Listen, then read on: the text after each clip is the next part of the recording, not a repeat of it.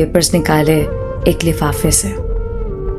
अफशां का हाथ पकड़कर कहने लगा, जानती हो ये पेपर्स किस चीज के हैं?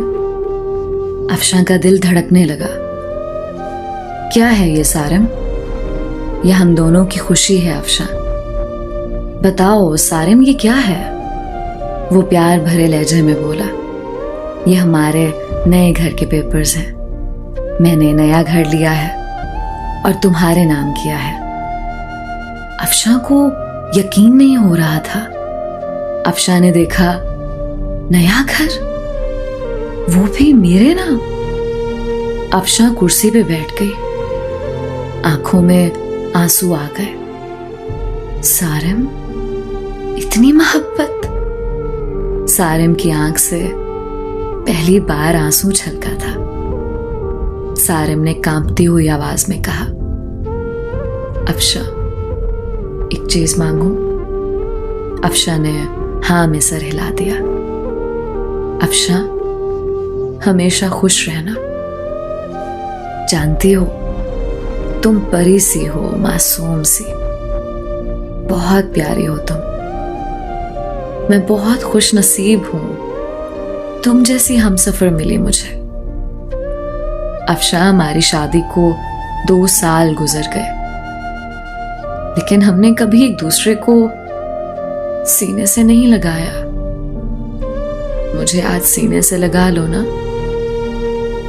अफशां ने ना चाहते हुए आज सारिम को सीने से लगा लिया।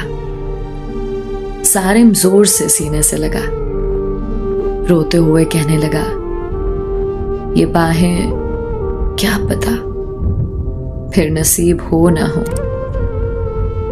इतना कहकर सारिम कमरे में चला गया। अफशां को समझ नहीं आ रहा था कि क्या करे। वो सारिम को क्या समझती रही। सारिम कितना अच्छा इंसान है, कितना बुरा सलूक किया मैंने सारिम के साथ। अफशां का दिल चाह रहा था कि सारिम की बाहों में समा जाए। सारिम की बेपनाह मोहब्बत 2 साल में सारिम को इग्नोर करती रही।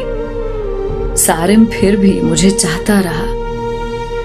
रात भर अफशां ख्वाब देखती रही, कल सारिम के लिए नाश्ता खुद बनाऊंगी, सारिम को अब दुनिया की हर खुशी दूंगी, सारिम को अब कभी उदास ना होने दूंगी। रात बीत गई। अफशां उठी, नाश्ता तैयार किया, बहुत खुश थी। शावर लिया, सारिम के उठने का इंतजार करने लगी। काफी टाइम गुजर गया, सारिम ना उठा।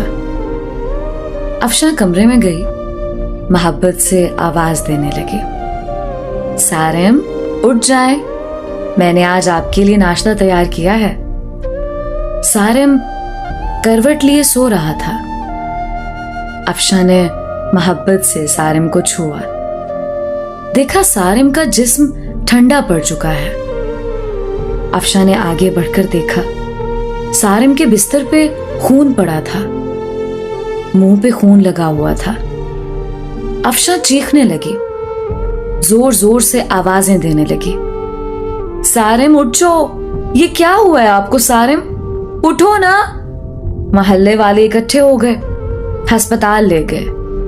डॉक्टर ने चेक किया और बोला, मैंने कहा था इसे अपना ख्याल रखो, अपना इलाज करवाओ, किसी को साथ लेकर आओ, लेकिन शायद ये जीना नहीं चाहता था। अफशां ने रोते हुए कहा, क्या था सारिम को? डॉक्टर ने एक आह भरी और कहने लगा, सारिम को पिछले 1.5 साल से ब्लड कैंसर था। शायद उसका ख्याल रखने वाला कोई नहीं था। मुझे अक्सर कहता था, डॉक्टर साहब, मैं किसके लिए जीऊं?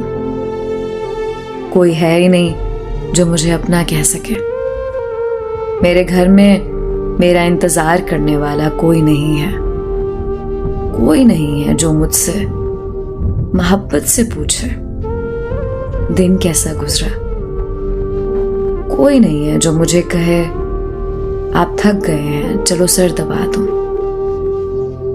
रात को कमरे में अकेला दर्द से तड़पता हूं, लेकिन कोई नहीं है जो मेरा दर्द समझे। अफशा जमीन पे गिर गई।